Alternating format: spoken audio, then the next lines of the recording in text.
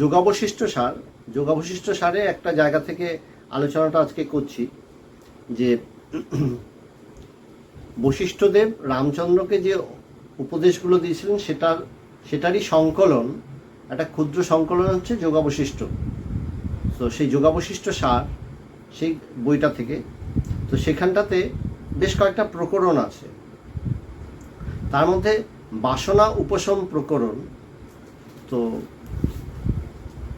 একটা জিনিস কি বলা হয় যে এই জগৎটাকে যে আমি দেখি, এটার মূল কারণ কি?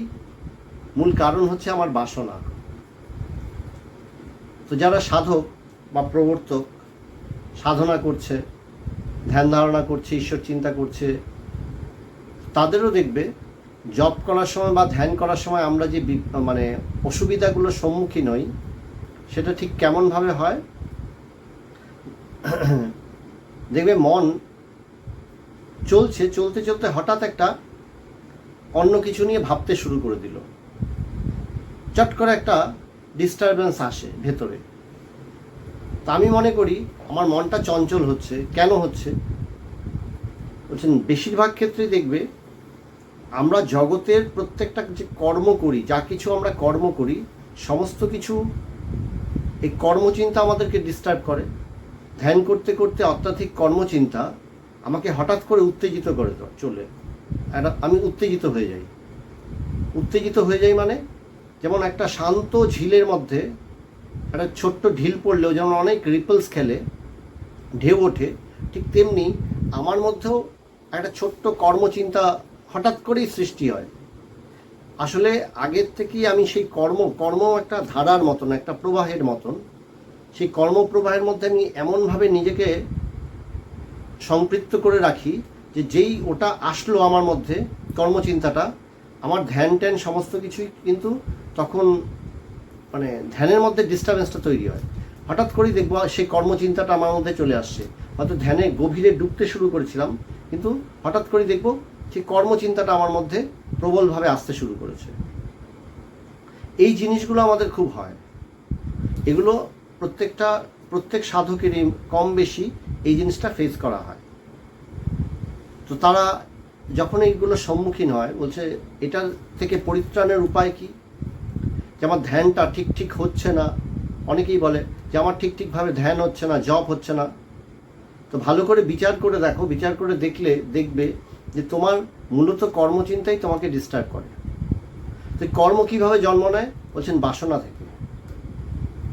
সংসার বাসনা, জগৎ বাসনা, এই যে বাসনা থেকেই আমার কর্ম তৈরি হয়। তাই বেদান্তের এই বৈরাগ্য প্রকরণের ভেতরেই বলতে পারো এই বাসনা উপশম প্রকরণ। বাসনাগুলোকে আমি যাতে থামাতে পারি, যাতে কিনা আমার কর্মচিন্তা কমে আসে, যাতে আমার মনটা শান্ত হয়, স্থির হয়।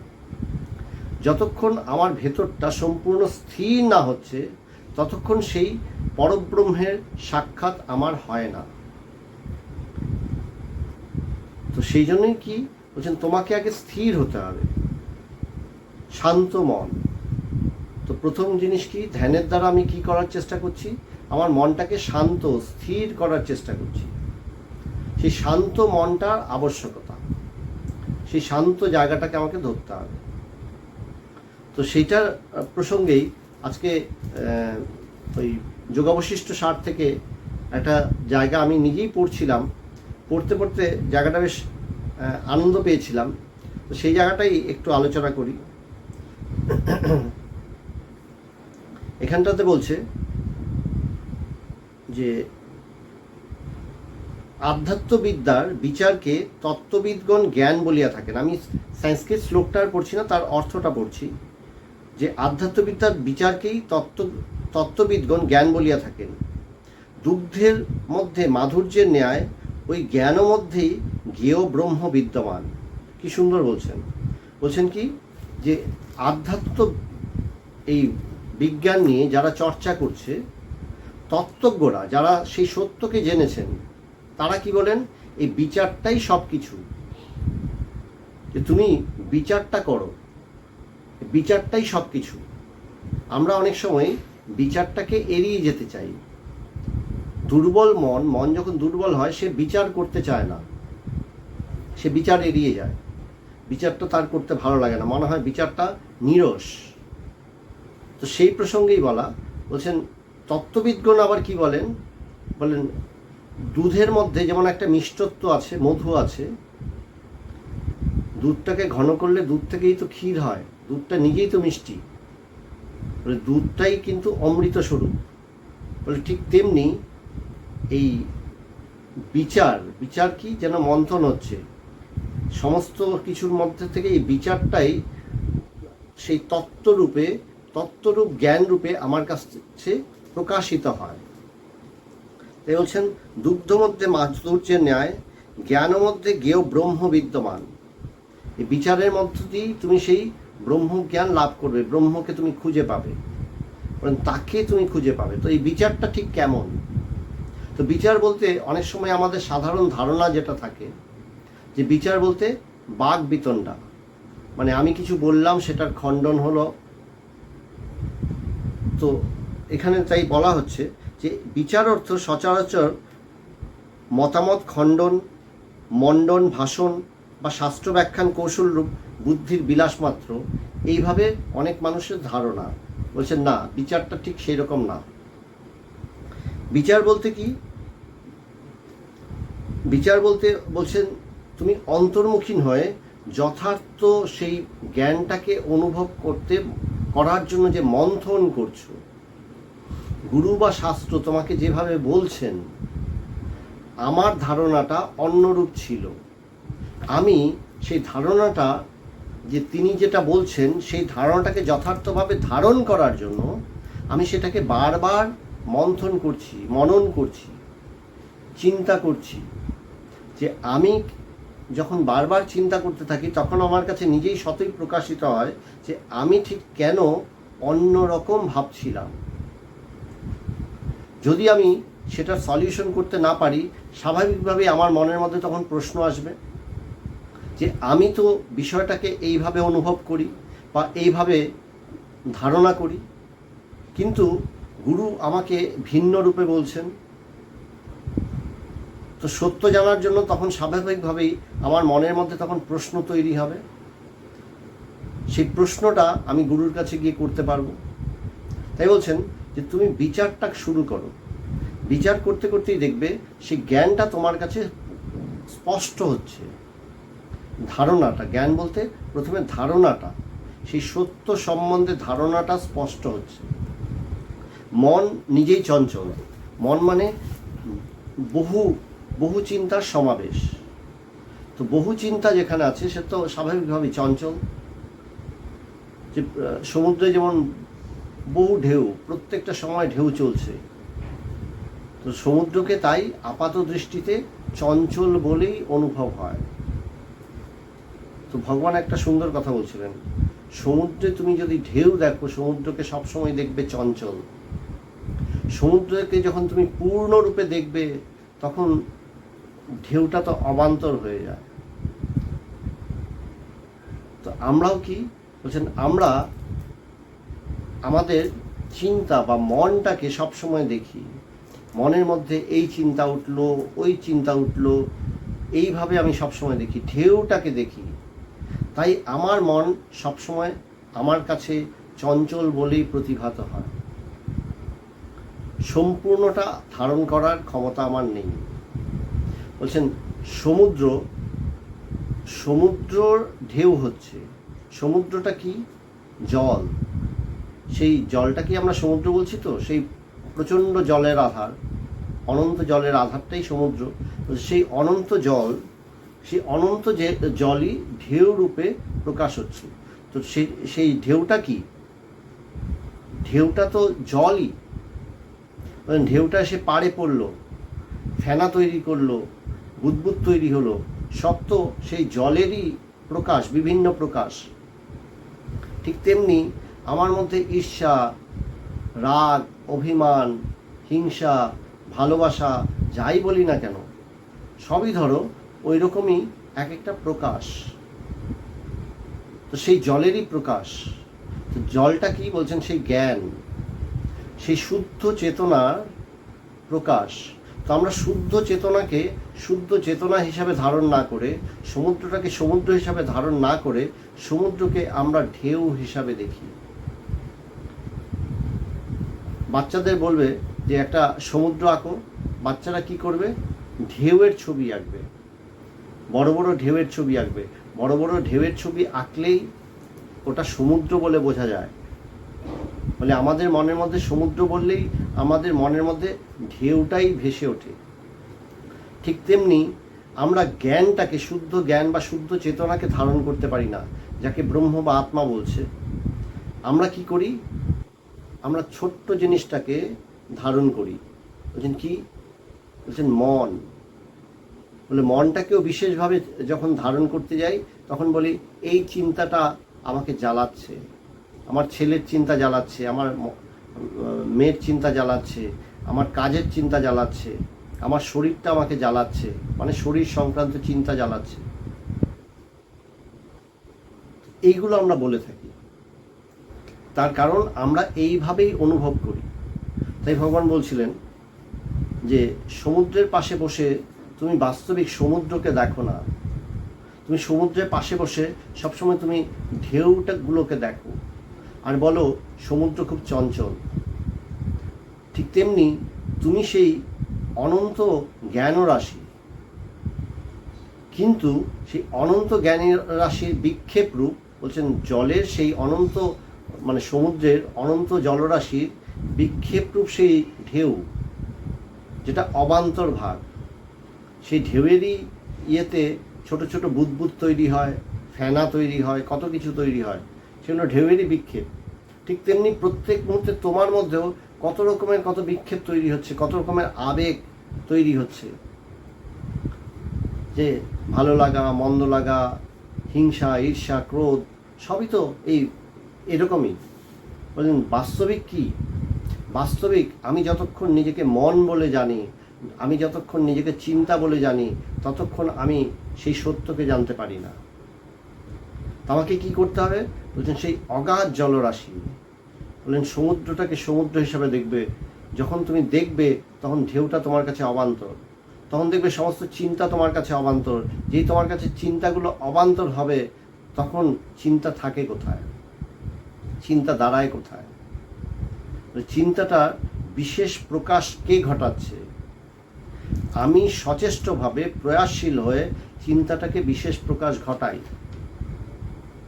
বলে কীরকমভাবে? বলেন আমি একটা আবেগ তৈরি করি। বলেন চিন্তার কীরকমভাবে হয়? ওই যে বললাম, ধ্যানে বসলে বা জব করতে বসলে,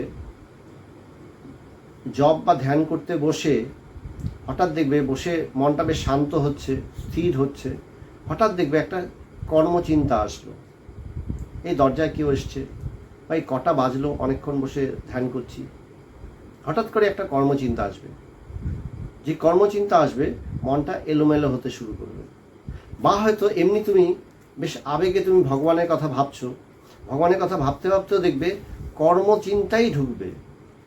ভগবানকে মালা পরাচ্ছি, ভগবান আমার সাথে কথা বলছেন, আমি কথা শুনছি, ভগবানকে আমি এইটা রান্না করে খাওয়াচ্ছি, ভগবানের জন্য এটা নিয়ে আসছি।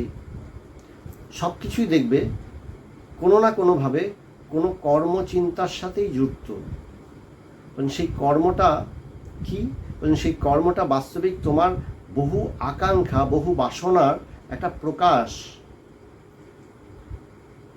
তো সেই বাসনাগুলোকে সযত্নে লালন পালন কে করছে? আমিই করছি।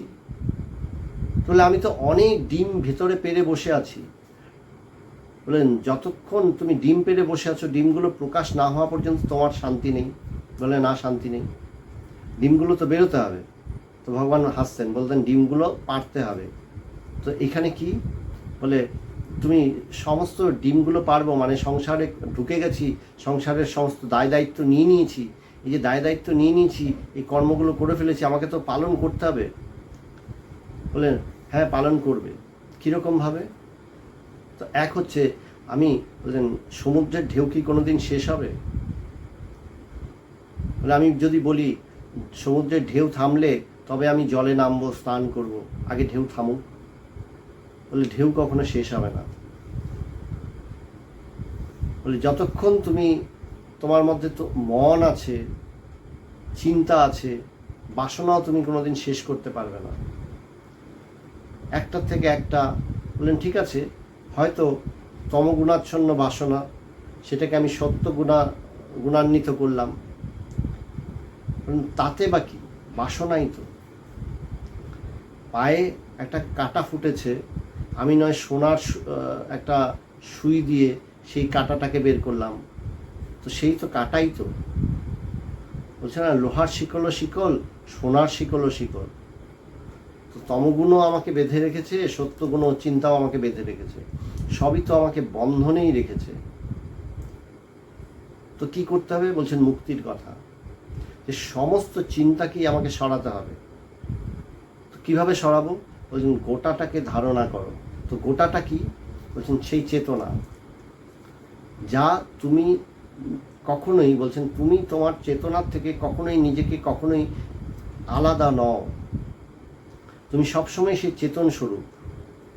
তোমার চেতনাই তোমার দেহ মন সমস্ত কিছুর ভেতর দিয়ে প্রকাশিত। তোমার চেতনার আলোতেই বিশেষভাবে কোনো একটা চিন্তা, বিশেষভাবে কোনো একটা অনুভূতি প্রত্যেকটা মুহূর্তে প্রকাশিত হচ্ছে। আমি নিজেই সেই চিন্তা অনুভূতিগুলোকে বিশেষ করে তুলছি, দোষটা কিন্তু আমার। আমি সেগুলোকে বিশেষত্ব করছি, ওটা বিশেষ বানাচ্ছি। কর্মচিন্তাটাও ঠিক তেমনি, আমি এই কর্মটা ইম্পর্টেন্ট, আমার সংসারে এটা না হলে হবে না। বলে এই যে ধারণাটা আমি তৈরি করছি, প্রায়োরিটিটা আমি তৈরি করছি, যেই আমি প্রায়োরিটি তৈরি করলাম, আমার মধ্যে চঞ্চলতাও তৈরি হলো। বিশেষভাবে দেখতে গেলাম, বলছেন সমুদ্রকে স্বাভাবিকভাবে যখন দেখব, বলেন তখন আমি ঢেউ কিছু দেখছি না, গোটা সমুদ্রটাই দেখছি। কিন্তু যেই সমুদ্রকে আমি বিশেষভাবে দেখতে গেলাম, তখন আমি বড় ঢেউ, ছোট ঢেউ, সমস্ত ঢেউ দেখব। আমি আলাদা করে বিশেষ করছি। যখন তুমি দেখছো যে তুমি সেই চেতন স্বরূপ, যে চেতনার মধ্য দিয়ে তোমার প্রত্যেকটা চিন্তা প্রকাশিত হচ্ছে, প্রত্যেকটা কর্ম প্রকাশিত হচ্ছে, প্রত্যেকটা ভালো লাগা, মন্দ লাগা, রাগ, অভিমান, দুঃখ, অভাব, অনটন, প্রত্যেকটা জিনিস আমার প্রকাশিত হচ্ছে। বলুন কিসের সাহায্যে? সেই চেতনার আলোতে। সেই চেতনার প্রকাশেই তুমি কখনো জাগ্রত অবস্থায় আছো, স্বপ্ন অবস্থাতেও সেই স্বপ্ন দেখছো, সেই চেতনার আলোতেই, সেই চেতনারই প্রকাশ হচ্ছে। তুমি সুষুপ্তিতে ঘুমিয়ে পড়ছো, যখন তোমার মনও ক্রিয়াশীল নয়, দেহবোধও নেই, তখনও তুমি সেই চেতনার আলোতেই তুমি জানো যে আমি ঘুমিয়ে আছি। ঘুম থেকে যেই জেগে উঠি, তখন কি বলি? তখন আমার মনের মধ্যে প্রকাশটা এইভাবে হয়, মন আবার ক্রিয়াশীল হয়। মন তখন সেই স্মৃতিটাকে ধারণ করে যে আমি খুব ভালো ঘুমিয়েছি, আমি ভালো ছিলাম। তো বলছে এমন কি বস্তু আছে, পবিত্রানন্দজি লিখছেন বেদান্ত সাধনাতে, যে এমন কি অপরিহার্য বস্তু আছে যা কোনো সময় তোমাকে পরিত্যাগ করে না। সেই ছোটবেলার শিশু অবস্থা থেকে সব সময় তুমি দেখো, তুমি সেই চেতন স্বরূপ, সেই চেতনাটাই তোমাকে ধারণ করে রেখেছে। বাস্তবিক সেই চেতনাটাই আমাকে আমি বানিয়েছে। সেই চেতনাটাকেই আমি আমার নিজের নাম দিয়েছি, একটা নাম ধারণ করেছি। সেই চেতনাটাকেই আমি দেহ রূপ ধারণ করেছি, সেই চেতনাই যেন দেহরূপ ধারণ করেছে। তো সেই চেতনাই যখন এই দেহরূপ, এই মনের রূপ, এটাকে সত্য বলে জ্ঞাপন করে নিজেকে, যে আমি এটাকেই জীব, তখনই আমার সেই অজ্ঞানটাকে ধারণ করে বলছেন আমি জীব হলাম। যেই মাত্র আমি জীব হলাম, আমার সমস্ত সমস্যাও তৈরি হলো। আমি দেহ হওয়াতে আমি সমস্যা তৈরি হলো, আমি মন হওয়াতে আমি সমস্যা তৈরি হলো। সমুদ্রের ঢেউ, যখন ঢেউটা বড় তখন এক রকমের সমস্যা, ঢেউটা ছোট এক রকমের সমস্যা। পুরীর সমুদ্রে গিয়ে স্নান করতে গেলে এই জিনিসগুলো খুব দেখা যায়। ওখানে তো একটু ঢেউগুলো একটু বড় বড় হয়, ঢেউটা যদি না ভাঙে তাহলে বলা হয় লাফিয়ে ওঠো, ঢেউটা যদি ভেঙে যায় তাহলে বলে ডুব দাও। তুমি যদি উল্টোটা করো দেখবে তোমাকে উল্টে পাল্টে ফেলে দেবে। তো সবাই তাই করে। বলে সবাই কি বলছেন, এই যে চিন্তা, এই অজ্ঞানের প্রবল শক্তি, বলছেন প্রবল শক্তিটা কতটুকু পর্যন্ত, কতক্ষণ পর্যন্ত? যতক্ষণ পর্যন্ত তুমি সেই অজ্ঞানের আয়তায় আছো, অর্থাৎ নিজেকে বিশেষভাবে প্রকাশ ঘটাচ্ছ। আমি এই অজ্ঞানটাকে আমি ধারণ করেছি। অজ্ঞানটাকে ধারণ কে করেছে? সেই জ্ঞানী নিজেকে যেন অজ্ঞান করেছে। সমুদ্রই যেন নিজেকে ঢেউ রূপে প্রকাশ করছে, বিশেষ করছে, ঢেউ রূপে প্রকাশ করছে। যেই মাত্র নিজেকে ঢেউ রূপে প্রকাশ করছে তখনই অঘটন ঘটাচ্ছে। তাই আমাকে কি করতে হবে? বলছেন আমাকে যখন আমি ধ্যানে বসবো তখন কি সেই শান্ত স্থির সেই চৈতন্যটাকে ধারণ করো। শান্ত স্থির কেন? বলছেন যখন কিছু ঘটে না, অর্থাৎ আমার মন রূপে, বিশেষ চিন্তা রূপে আমি সেই চৈতন্যের প্রকাশটাকে দেখতে চাইছি না। আমি সেই শুদ্ধ চেতনকে আমি ধারণা করতে চাইছি। সেই শুদ্ধ চেতনই আমি। সেই শুদ্ধ চেতনই আমার সাথে এক এবং অভিন্ন রূপে সেই শৈশবকাল থেকে এখন পর্যন্ত চলে এসেছে। সেই আমার শৈশব কাটিয়েছে, বাল্য অবস্থা কাটিয়েছে, যৌবন কাটিয়েছে, বার্ধক্যে এনেছে, প্রত্যেকটা জিনিস সেই কাটিয়েছে। সেই আমার প্রত্যেকটা সুখ দুঃখের সাক্ষী স্বরূপ। সেই আমার সমস্ত চিন্তারও সাক্ষী, সমস্ত অনুভূতিরও সাক্ষী। সেই চেতন কি কখনোই কোনো কিছুর সাথে যুক্ত হয়ে তেমনটা হয়ে যায়? বলছে না। আমার দেহের পরিবর্তন হয়, মনের পরিবর্তন হয়, চিন্তার পরিবর্তন হয়, কিন্তু সেই চেতনের কি কোনো পরিবর্তন হয়? বাস্তবিক দেখবে তার কোনো পরিবর্তন নেই।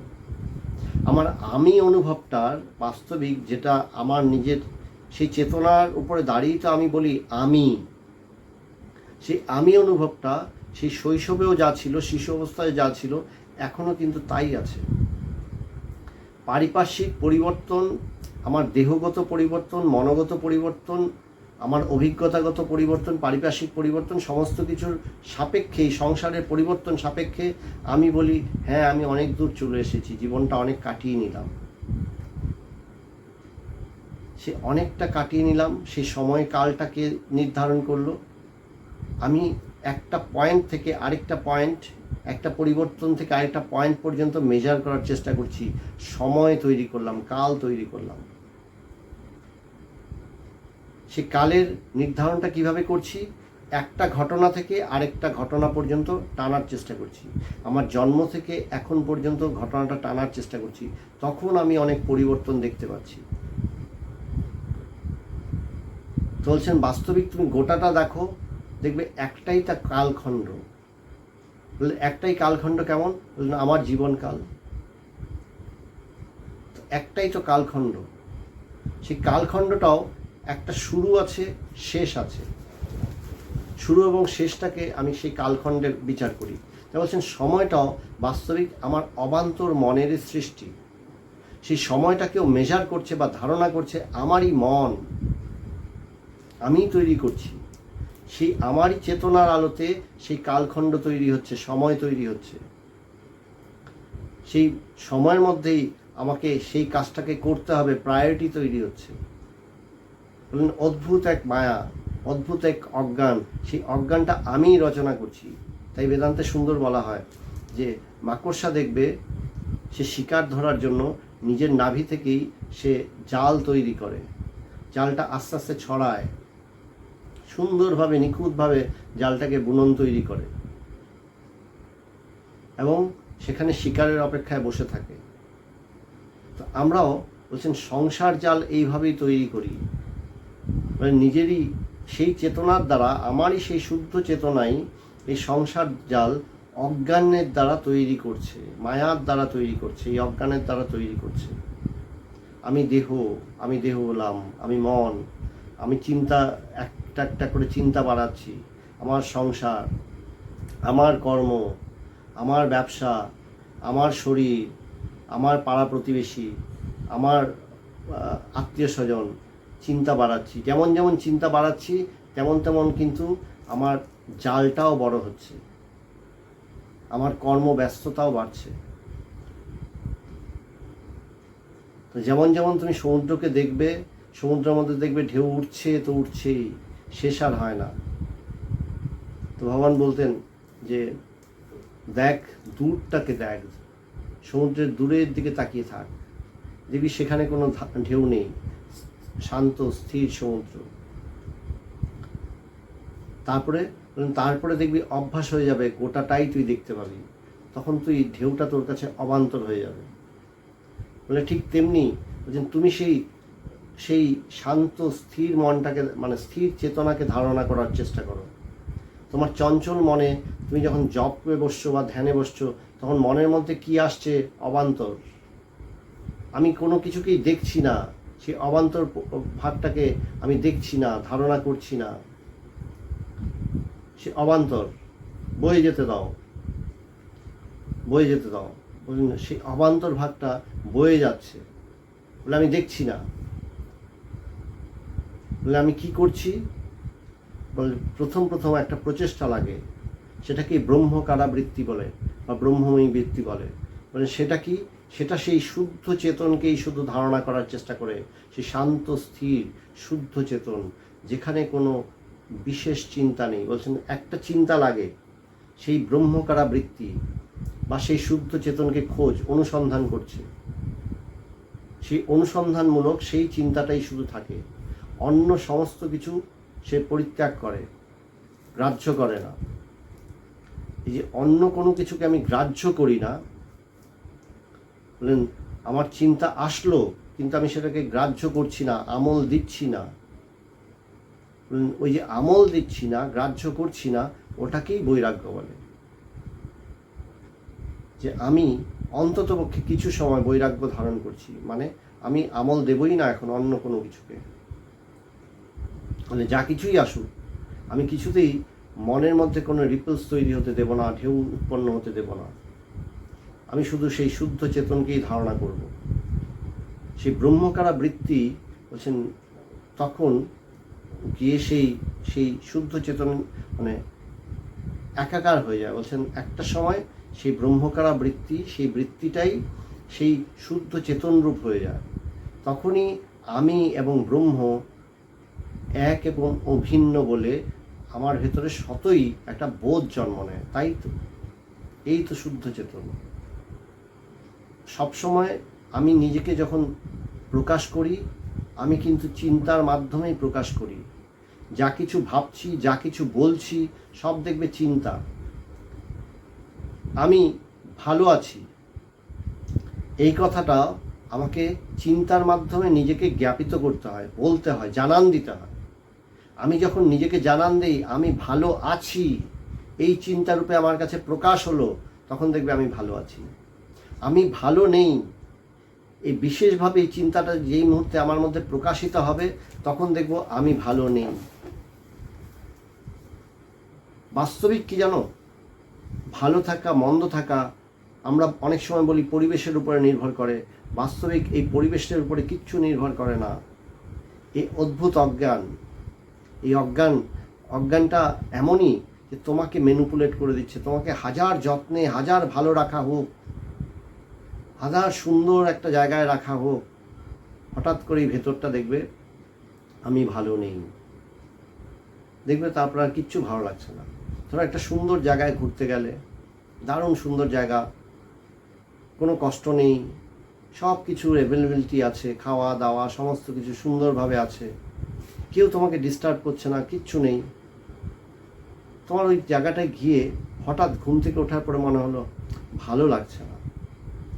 ওই যে চিন্তাটা তোমার কাছে প্রকাশ হলো ভালো লাগছে না, তারপরে দেখবে তোমার চিন্তাই তখন তোমাকে যুক্তি খুঁজে দেবে কেন ভালো লাগছে না। না এখানে এটা হচ্ছে না, ওখানে সেটা হচ্ছে না, আমার মাথার মধ্যে ওই চিন্তাটা ঢুকছে। তখন দেখবে আস্তে আস্তে ভালো না লাগার সাপোর্টে অনেক যুক্তি আসছে তোমার কাছে, অনেক চিন্তা আসছে, এবং সেটাকেই তুমি সত্য বলে ধারণা করছো। আবার যদি আসে আমার ভালো লাগছে, তখন দেখবে সব কিছুই ভালো লাগছে। হয়তো সেখানে ভালো লাগার মতন কিছুই নেই। বলুন কেমন? যেমন কয়েকদিন আগে একটা গ্রামে গেছিলাম, সেই গ্রামে নদীর পাড়ে বসে আছি, তো ওইখানে এক মহিলা আমাদেরকে শরবত বানিয়ে খাওয়াচ্ছে, বয়স্ক মহিলা। তো বলছেন, আমাদের গ্রামটা তোমার ভালো লাগছে বাবা? তো বলছে, হ্যাঁ ভালো লাগছে তো, এই নদীর পাড়ে গাছের নিচে এইভাবে বসে আছি, ভালোই তো লাগছে। তো মহিলা তখন বলছে, এখানে আবার ভালোটা কি আছে? এখানে তো কিছুই ভালো নেই, আমাদের কোনো হসপিটাল নেই, কিছু নেই, কত কষ্ট করতে হয়, মাঠে কত খাটতে হয়, পরিশ্রম করতে হয়। সেই একই তো জায়গা, সেই একই জায়গাটা আমার কাছে তখন ভালো লাগছে, সে মহিলার কাছে মোটেও ভালো লাগছে না। পার্থক্যটা কি? বলছেন, সেই জায়গাটা, সেই পরিবেশটা কি আমাকে বাধ্য করছে? বলছেন না, আমার মধ্যে অজান্তেই ভালো লাগার বোধ জন্মেছে, সেই চিন্তাটা এসছে আমার কাছে। আমি বলবো এই দৃশ্যটা কত সুন্দর, এই নদী, এই গাছ, এই জায়গাটা কি সুন্দর, মানুষগুলো কত ভালো, সরল মানুষ, গ্রামের মানুষ। আর তার কাছে তখনই হয়তো ভালো লাগছে না, সেই চিন্তাটার প্রকাশ হয়েছে, তাই তার কাছে কোনো কিছুই ভালো লাগছে না। সেই মহিলার পাশেই তার ছেলের বউ দাঁড়িয়ে আছে, সেই বয়স্ক মহিলার পাশেই ছেলের বউ বলছে, এসে বলছে, মহারাজ আপনারা এসছেন, আজকে যে কি আনন্দ হচ্ছে। আমি তখন অবাক হয়ে দেখলাম যে দেখো, মনের প্রকাশ যেমন যেমন হয়, তার কাছে সংসারটাও ঠিক তেমনি ধরা দেয়। আমি তারপরে ওদেরকে সেই বেদান্তের কথাই শোনালাম যে দেখো, তোমার মন তোমাকে যেভাবে প্রকাশ করবে, তোমার চেতনার আলোতে যেভাবে প্রকাশিত হবে, তুমি সেটাকেই সত্য বলে ধারণা করে বসে থাকো। এর কোনোটাই সত্য না। একটাই সত্য আছে, বলছেন সমুদ্রই সত্য, ঢেউ কিছু সত্য না। একটাই সত্য আছে, সেই সত্যটা কি? সেই শুদ্ধ চেতনা, তুমি সেই শুদ্ধ চেতনা, তুমি আত্মা। এটাই শুধু ধারণা করার। তা বলছেন ব্রহ্মকারা বৃত্তি, আমি সেই ব্রহ্মকেই জানবো, সেই শুদ্ধ চেতন স্বরূপ জানবো। এই সমস্ত মন, সমস্ত কল্পনা সব অবান্তর। সেই অবান্তর কল্পনাটাকে ধারণ করব না। এই যে আলোচনাটা করলাম, এই আলোচনাটাকে এইভাবে বোঝা, এইভাবে ধারণা করা, এইভাবে মনন করা, এটার নামই বিচার। বলুন বিচার কি?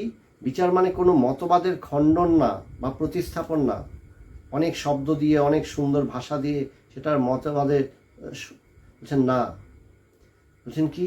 প্রত্যেকটা চিন্তার ভেতরে সেই শুদ্ধ চেতনাই আছে। প্রত্যেকটা চিন্তা কি, চিন্তার মধ্যে সেই শুদ্ধ চেতনা নেই? সেই শুদ্ধ চেতনার প্রকাশেই তো চিন্তাটা। বলে সেই শুদ্ধ চেতনাকে ধারণ করাটাই হচ্ছে আমার উদ্দেশ্য। দধির থেকে সেই মধুটাকে বের করা, অমৃতটাকে বের করে নেওয়া, পান করা, সেটাই আমার উদ্দেশ্য।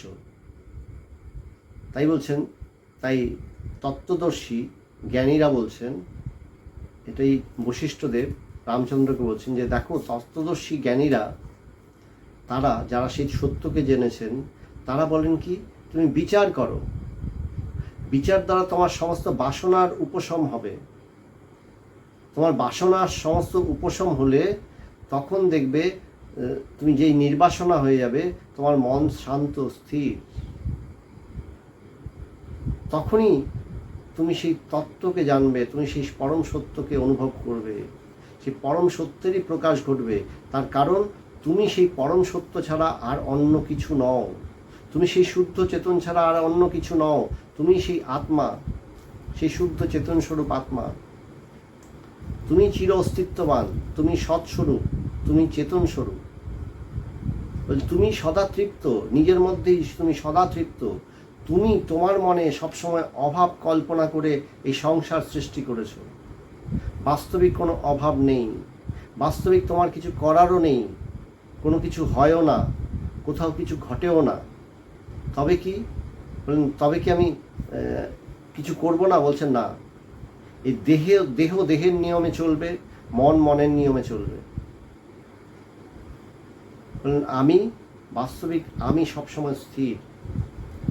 সমস্ত চিন্তার মাঝখানেও আমি স্থির।